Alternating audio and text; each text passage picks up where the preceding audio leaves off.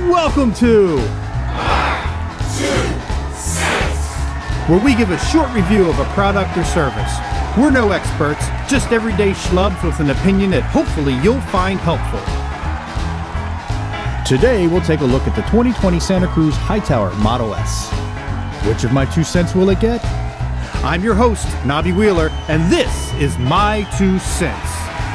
Recently, I had the opportunity to rent a brand new Santa Cruz Hightower 29er for 3 days in Arizona. I wanted to post my observations about this bike in case anyone was contemplating buying one. I was riding the aluminum version with the S-level build. It had a RockShox suspension, 150mm Lyric in the front, and a 140 Deluxe in the rear with a Reverb Stealth dropper post. It was using a SRAM drivetrain and brakes, GX Eagle and Code R respectively. The rest is filled out with a variety of Raceface, DT, and Maxxis componentry. I'll leave a link to the full component breakdown below.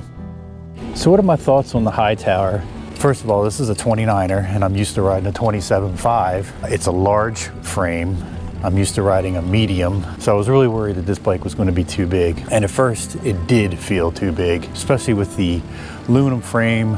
This bike probably weighs in at least 5 pounds heavier than the bike I have at home. So with the size and the weight, I thought, man, I'm going to probably struggle on this bike, either going up hills or not feeling comfortable going over some rocky things, just because I feel higher on this bike than I do on my other. But I gotta say, I freaking love this bike. This bike is awesome.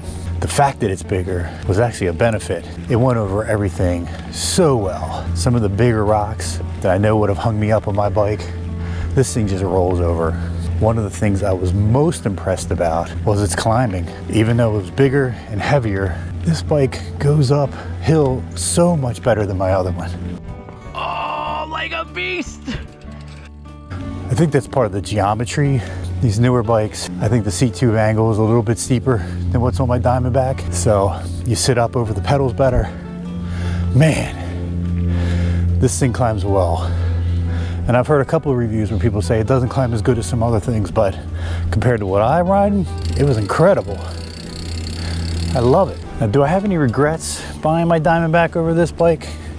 Yes and no. I originally went with a 27.5 because I was just used to riding smaller wheel bikes and I thought maybe a 29er would be a little too big. I don't think that's the case. However, I haven't ridden this on my local trails.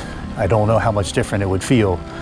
Probably not much different. I see a lot of 29ers on our local trails, so I don't see why it would be that much of a hindrance. Second of all is the price. You know, I think this bike in the aluminum frame in the S series of componentry is about $4,200. My bike I got for about $2,300, so you know, almost half the price in carbon.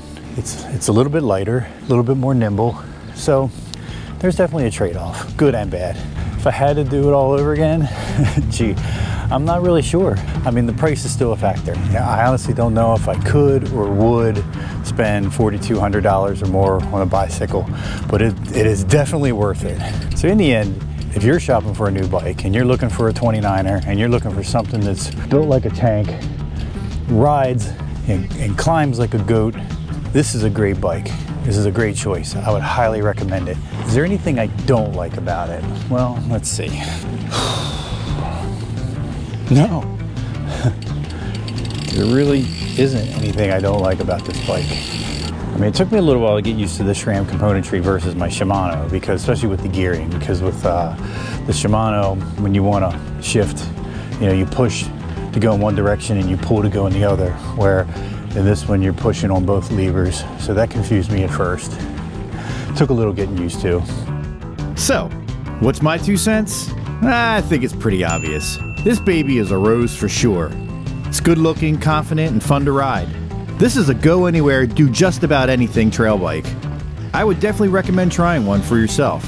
And if you can't, don't worry about it. If you can't get the one to ride, then ride the one you got. Until next time, stay young and ride safe. Thank you for watching My 2 Cents. Be sure to like and subscribe for future reviews and other features on this channel. I've been your host, Nobby Wheeler. Good night, everybody.